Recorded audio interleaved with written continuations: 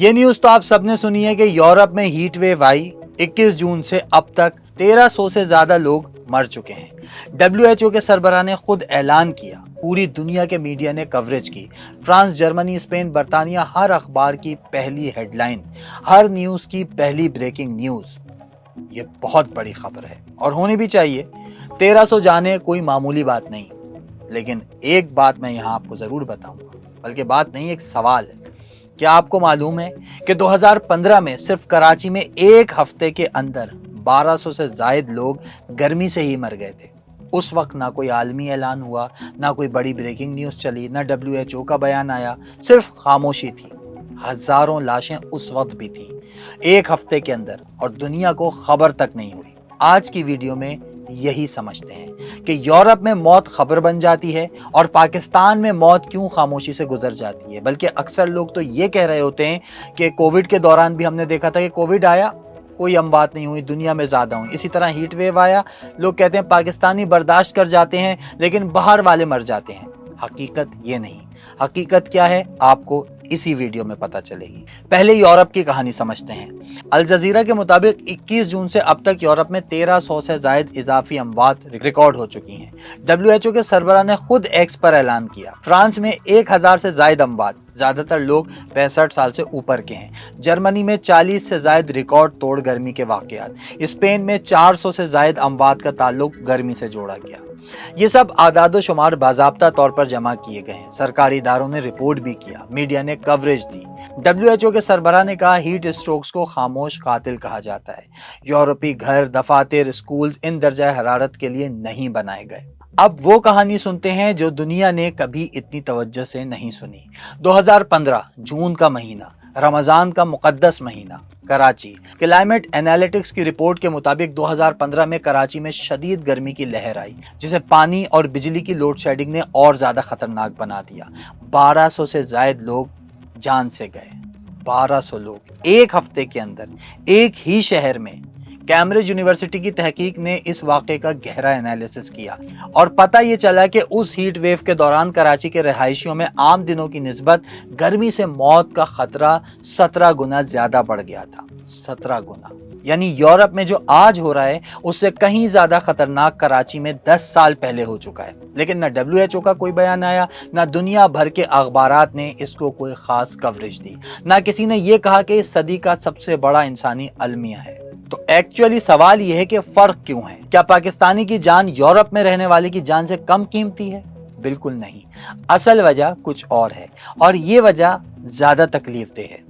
Climate analytics की report के मुताबिक पाकिस्तान में सरकारी आदादोशुमार अक्सर असल नुकसान जाहिर नहीं करते, क्योंकि गर्मी से होने वाली अमवात जैसे हार्ट अटैक या हीट स्ट्रोक को अलग वजह के तौर पर दर्ज किया जाता है। एक मजदूर जो गर्मी से बेहोश होकर गिरे, उसे फिसल कर गिरना लिखा जा सकता है। एक बुजुर्ग मरीज की मौत को कार्डियक अरेस्ट लिखा जाता है। गर्मी का किरदार डॉक्यूमेंट्स पर नजर नहीं आता। मगर यूरोप में जब कोई शख्स गर्मी से मरता है तो डॉक्टर, हॉस्पिटल, हुकूमत सब मिलकर उसे लिखते हैं। पाकिस्तान में ऐसा सिस्टम मौजूद ही नहीं। मौत होती है मगर डॉक्यूमेंट्स पर नजर नहीं आती।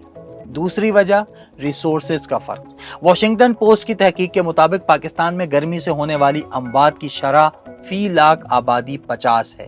ये तकरीबन पूरी दुनिया में सबसे ज्यादा है और इंडिया से भी दुगनी है। साइंटिस्ट ने यह भी प्रेडिक्शन की है कि अगर पाकिस्तान अमीर नहीं होता और मौसमियाती तब्दीली के लिए तैयार नहीं होता तो 2040 तक पाकिस्तान में सालाना 1,50,000 से ज्यादा इजाफी अमवात सिर्फ गर्मी की वजह से हो सकती हैं।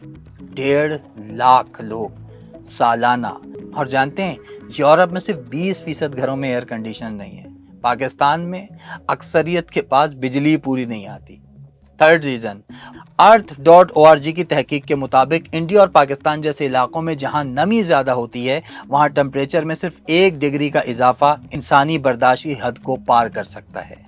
यानी यूरोप खुश गर्मी बर्दाश्त करता है, जबकि पाकिस्तान में नमी वाली गर्मी जिस्म को अंदर से पका देती है और जिस्म खुद को ठंडा नहीं कर पाता। सेम कहानी कोविड के दौरान भी देखने को मिली। शुरू में दुनिया हैरान थी कि पाकिस्तान जैसे गुंजान आबाद मुल्क में कमजोर सेहत का निजाम और फिर भी अमवात कम क्यों? CDC की तहकीक ने यह राज भी फाश कर दिया। ایک قومی سروے میں پتہ چلا کہ پاکستان میں اصل کووڈ کیسز رپورٹ شدہ تعداد سے تقریباً 3 گنا زیادہ تھے اور انڈر ٹیسٹنگ کی وجہ سے انڈر رپورٹنگ بھی ہو رہی تھی۔ ایکسپریس ٹریبیون نے لکھا کہ کووڈ کے اعداد و شمار پاکستان میں انڈر رپورٹڈ ہیں۔ لاکھوں اموات ایسی تھیں جو وائٹل رجسٹریشن سسٹم میں رپورٹ ہی نہیں ہوتی۔ اور سب سے بڑا ایویڈنس، ایدھی فاؤنڈیشن نے خود بتایا کہ اپریل میں انہوں نے کراچی میں مختلف علاقوں سے 387 لاشیں دفن کے لیے اٹھائیں، جبکہ پچھلے سال اسی عرصے میں صرف 230، یعنی 1.5 گنا اضافہ۔ لیکن سرکاری کووڈ کے اعداد میں یہ فرق نظر نہیں آیا۔ ایک انٹرنیشنل ریسرچ نے یہ بھی لکھا کہ کم جمہوریت اور کمزور ریکارڈ گیپنگ والے ممالک میں کووڈ اموات کا انڈر کاؤنٹنگ 10 گنا تک پہنچ سکتا ہے۔ یعنی پاکستانی کم نہیں مرے تھے کووڈ میں، صرف ریکارڈ نہیں ہوا۔ آج کی کہانی کا اصل سبق یہ ہے کہ جب یورپ میں کوئی مرتا ہے تو پوری دنیا کو پتہ چلتا ہے، حکومت آنسریبل ہوتی ہے، اگلے سال بہتر منصوبہ بندی کی جاتی ہے۔ مگر جب پاکستان میں کوئی مرتا ہے تو نہ ریکارڈ بنتا ہے، نہ کوئی آنسریبل ہوتا ہے، نہ اگلے سال کی کوئی تیاری ہوتی ہے، اور پھر اگلی گرمی وہی اموات، پھر وہی خاموشی۔ 2015 میں کراچی میں 1200 لوگ مرے اور 2026 میں بھی پاکستان کے کئی شہروں میں درجہ حرارت 45 ڈگری سے اوپر جا رہا ہے۔ کیا اس بار بھی وہی خاموشی ہوگی؟ سوال یہ نہیں کہ پاکستان مضبوط ہے یا کمزور، سوال یہ ہے کہ کیا ہماری حکومت کو یہ بات پتہ بھی ہے کہ اس کی عوام کتنی مر رہی ہے؟ تھنک کا یہ چینل تھنک ٹوڈے، جس میں ہم آج کی بات آج کرتے ہیں، اگر آپ نے سبسکرائب نہیں کیا ہے تو اس کو سبسکرائب کر لیں، بیل آئیکن کا بٹن دبا دیں۔ کل ملتے ہیں۔